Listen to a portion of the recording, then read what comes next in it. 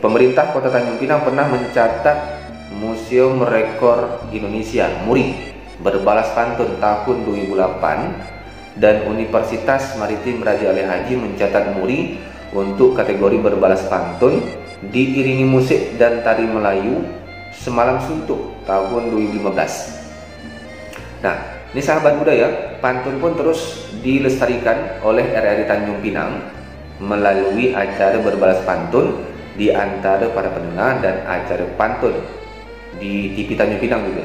Nah, Lembaga Adat Melayu Kepulauan Riau itu termasuk sebagai lembaga perawat tradisi berpantun di dalam masyarakat Kepulauan Riau.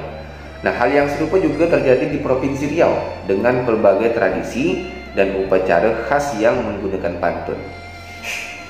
Haji Ibrahim pun bermadah, makna dendang dipuput bayu, seekor burung dipukul angin. Bahasanya orang cara Melayu, tiada tahu arti yang lain.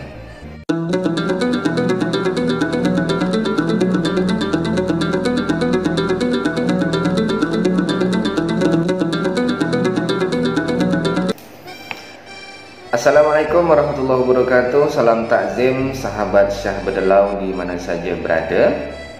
Perkenalkan, saya Syahrudin bin Aznam Syukur dari Tanjung Pinang, Provinsi Kepulauan Riau, Indonesia. Tapi saya berasal dari dulunya Kabupaten Bengkalis, sekarang udah masuk Kabupaten Kepulauan Meranti, yaitu di Desa Dedap, Pulau Padang, Kabupaten Kepulauan Meranti.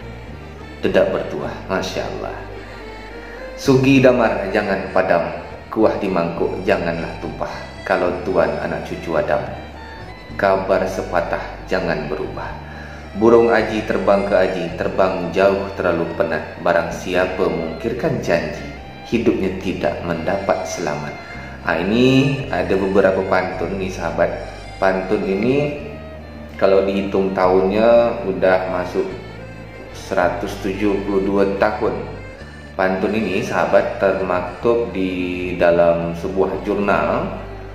Ini jurnal berbahasa Inggris ya. Pada halaman-halaman tertentu ini dengan teks-teks pantun berhuruf Arab Melayu. Kalau anak Melayu Riau dan Kepulauan Riau tahulah tulisan Arab Melayu. Kalau tak tahu, sayanglah sangat. Kalau untuk tulisan Arab Melayu ini saya belajar dari sejak SD sampai sekarang, insya Allah masih ingat, masih juga bisa nulis untuk tulisan Arab Melayu atau kata-kata huruf Arab Gundul. Nah ini sahabat, pantun-pantun ini tertulis dalam jurnal ini. Jurnalnya itu The Journal of the Indian Archipelago and Eastern Asia, volume 2 nomor 1 Januari 1848. Berarti sekarang udah 172 tahun. Nah, kalau untuk di sininya tuh tak ada keterangan siapa yang menulis pantun-pantun tersebut. Kalau ianya orang Melayu nih sahabat, mestinya ia dekat sekali dengan aktivitas ilmiah yang mewariskan jurnal berwibawa yang sampai sekarang masih dirujuk ilmuwan pengkaji alam Melayu nih. Nah, kalau penulisnya orang Inggris, karena jurnal tersebut ini diasuh dan juga diterbitkan oleh Akademia Inggris era kolonial, maka ini sahabat budaya membuktikan lagi betapa penerimaan terhadap pantun Melayu itu sudah melampaui batas bangsa sejak lama.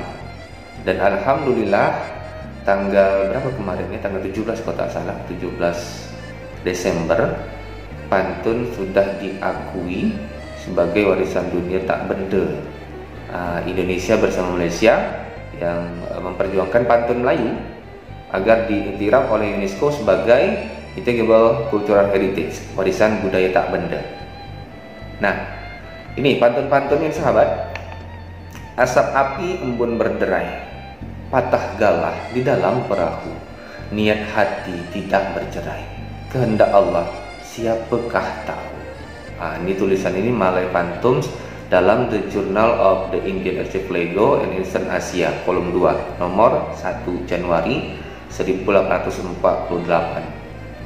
Kalau di dalam jurnal itu sahabat, tulisannya baru tuliskan Arab Melayu ya. Luar biasa. Berarti pantun sudah sejak dulu diakui dunia. Nah, sekarang aja nih, alhamdulillah bulan Desember ini ya sudah diakui sebagai warisan dunia tak benda. Tetap semangat. Jadi untuk generasi muda Melayu, untuk yang akan datang, mudah-mudahan lah lebih berbangga dengan pantun dan boleh menerapkan macam mana cara membuat pantun. Karena dalam pantun ini boleh dibilang apa ya, banyak hal-hal yang tersirat. Dia tidak langsung mengutarakan apa yang nak disampaikan, tapi dengan kiasan-kiasan. Indragiri kualanya empat terus ke laut, kesana sini mencari tempat, bagai ajal ditunda maut. Galah sebatang dibelah-belah, diikat-ikat rendam kepaya. Jikalau datang kehendak Allah, siapakah cakap melarang dia? Menjangat rotan ditarik-tarik, jangan luka tangan sendiri. Ingat-ingat jaga badan baik-baik, boleh terpelihara badan sendiri. Kepinding disambar helang, jatuh ke daerah Indragiri. Dagang terselip di kampung orang, tahu-tahu membawa diri. Ini pesan yang luar biasa. Sengkawang kayu berhati, tambang tersandar di kayu kelat. Terbuanglah dagang saya ini, bagai ikan di luar belat. Cempedak tumbang condong, dikerat orang dibuat takal. Jikalau tidak emas dikandung, sahabat kita pun tiada mengenal. Itu tajam tuh, luar biasa. Sindiran juga nasihat untuk kita semua, Sahabat kita pun tiada mengenal. Jikalau tidak emas dikandung, sahabat kita pun tiada mengenal. Assalamualaikum encik-encik, tuan-tuan, sahabat berdelau. Salam berdelau. Jangan lupa nyalakan lonceng, subscribe, like dan komentar. Share juga kalau boleh ya. Jangan tidak pula wak.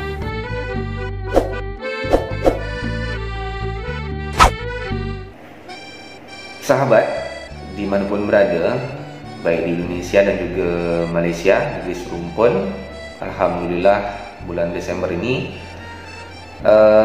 Indonesia dan Malaysia sudah membuktikan bahwa pantun menjadi warisan dunia. Walaupun dalam beberapa hari terakhir kita sedang lagi dihentakkan hati dengan ada salah satu perbuatan netizen asal Malaysia, tapi ini tidak mencerminkan semua netizen Malaysia, insyaallah, karena sangat menyakitkan hati sebetulnya, memparodikan dengan hal-hal kata-kata yang tak patut, bisa dibilang kurang ajar, dari satu buah channel, kalau tak salah tu My ASEAN ya, kalau tak salah.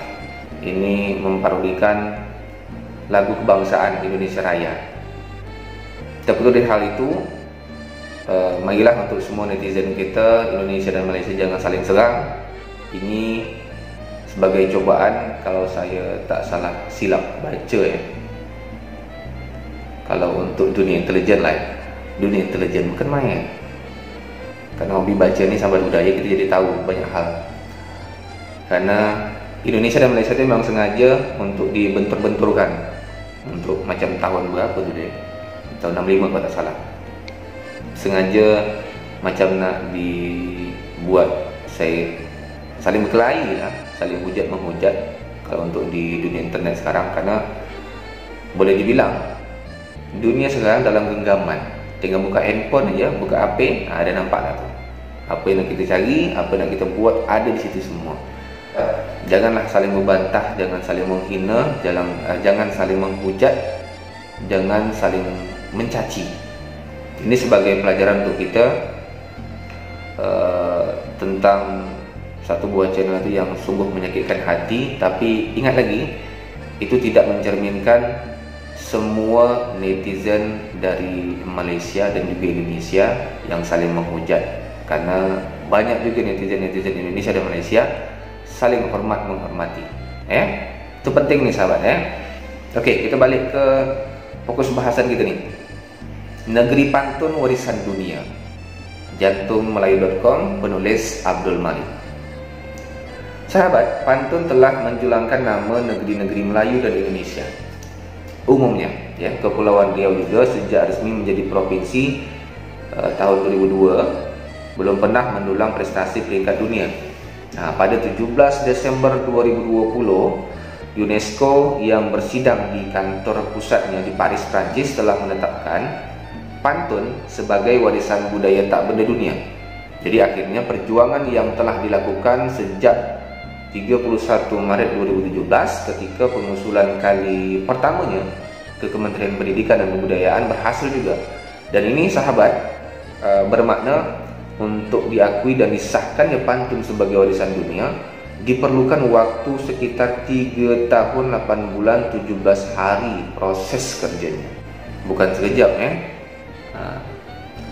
Jadi bagi Provinsi Kepulauan Riau dan Provinsi Riau, prestasi ini sangat membanggakan karena kedua daerah Melayu ini mewakili semua kawasan Melayu Indonesia khasnya dan Republik Indonesia umumnya.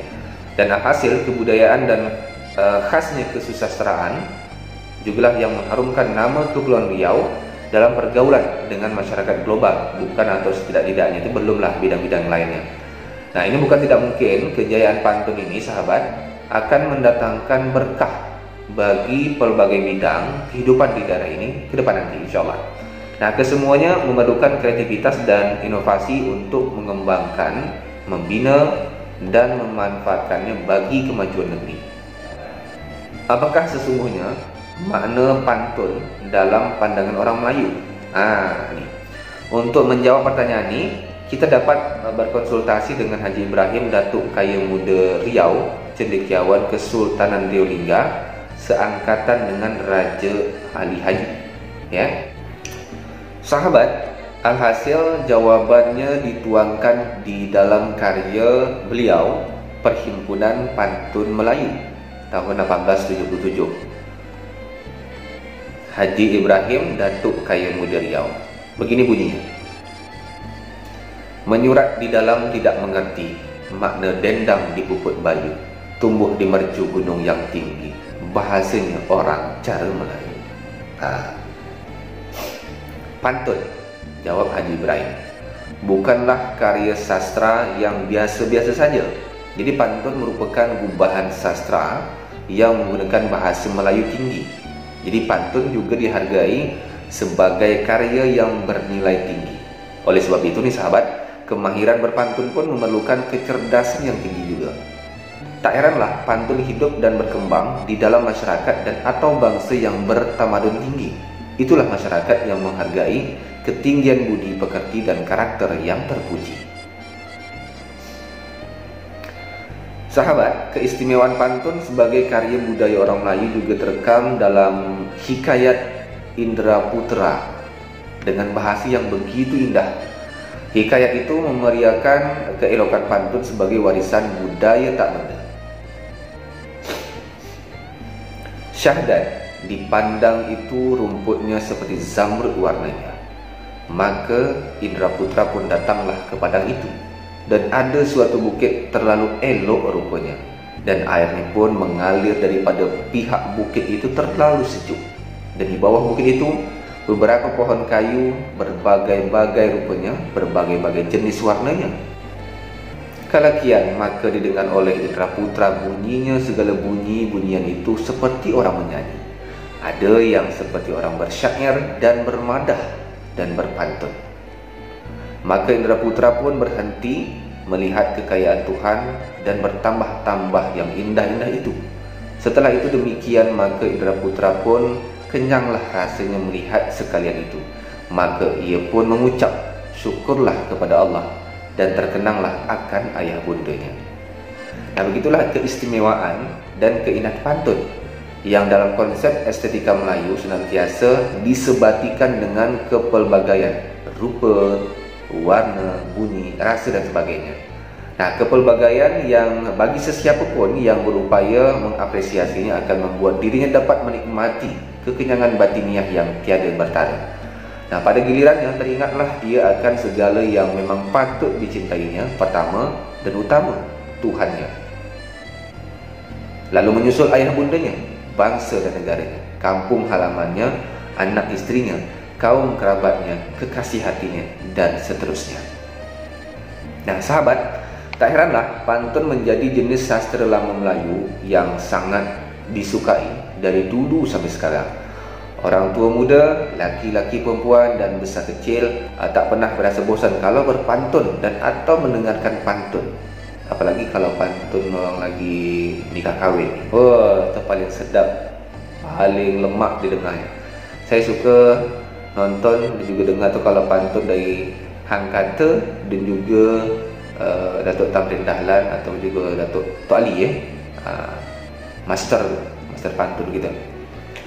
Nah, ini sahabat, isinya pantun ini boleh tentang apa saja, baik itu agama, politik, ekonomi, budaya, ilmu pengetahuan, pertahanan keamanan dan sebagainya. Nah, ianya boleh digunakan untuk memberikan nasihat, petuah, pendidikan, curahan perasaan, kasih sayang, sampai kepada senda gurau secara beradab. Nah, ini penting nih ya. Pantun senda gurau yang beradab, bukan pantun yang tak beradab. Nah, ini penting untuk kita ketahui. Nah, sesiapa pun boleh berpantun, baik kanak-kanak, kaum belia maupun orang dewasa. Tak kira suku, agama, bangsa dan budaya. Nah, sahabat, di kalangan para peneliti sastra, daya tarik utama pantun adalah sifatnya yang tidak lazim.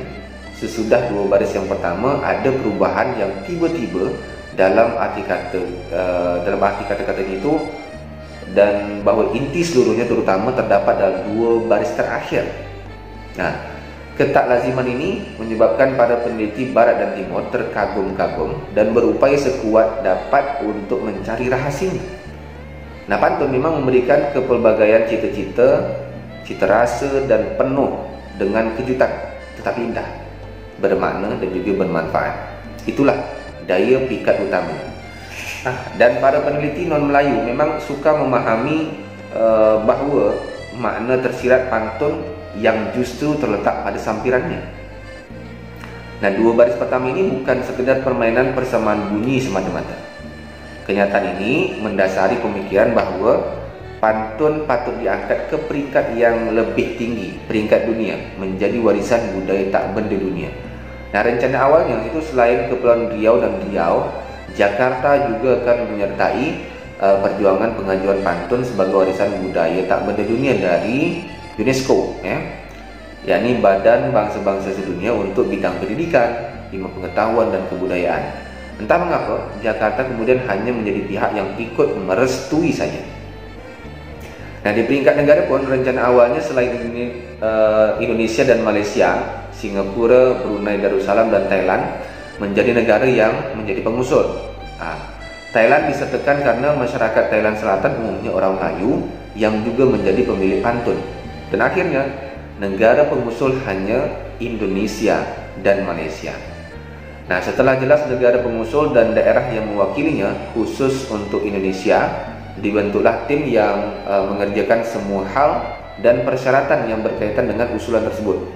Nah, secara nasional, tim Indonesia terdiri atas perwakilan Kementerian Pendidikan dan Kebudayaan, Asosiasi Tradisi Lisan Indonesia, perwakilan Provinsi Kepulauan Riau, dan perwakilan Provinsi Riau. Jadi di naskah usulan ini mesti termaktub bukti-bukti bahwa pantun memang masih bertahan sampai sekarang. Berhubungan dengan itu, untuk kasus Provinsi Kepulauan Riau tercatatlah cabang-cabang kesenian yang menggunakan pantun. Ini diantaranya tradisi berbalas pantun, dondang sayang, teater bangsawan, teater mahyung, teater mendu, boria, joget dangkong, gazal, sikir barat dan gobang. Nah, dari sisi kelembagaan pula nih, pemerintah Kota Tanjung Pinang pernah mencatat Museum Rekor Indonesia MURI berbalas pantun tahun 2008, dan Universitas Maritim Raja Ali Haji mencatat MURI untuk kategori berbalas pantun diiringi musik dan tari Melayu Semalam Suntuk tahun 2015. Nah, ini sahabat budaya, pantun pun terus dilestarikan oleh RRI Tanjung Pinang melalui acara berbalas pantun di antara para pendengar dan acara pantun di TV Tanjung Pinang juga. Nah, Lembaga Adat Melayu Kepulauan Riau itu termaktub sebagai lembaga perawat tradisi berpantun di dalam masyarakat Kepulauan Riau. Nah, hal yang serupa juga terjadi di Provinsi Riau dengan pelbagai tradisi dan upacara khas yang menggunakan pantun. Haji Ibrahim pun bermadah, makna dendang dipuput bayu, seekor burung dipukul angin. Bahasanya orang cara Melayu, tiada tahu arti yang lain. Nah, sahabat, kini pantun telah menjadi warisan budaya tak benda dunia. Patutlah ianya kita rawat dan jaga dengan segenap jiwa dan raga. Selamat datang ke negeri pantun, warisan dunia. Salam takzim dari Tanjung Pinang, Provinsi Kepulauan Riau, Indonesia. Saya Syah Bedelau. Assalamualaikum warahmatullahi wabarakatuh.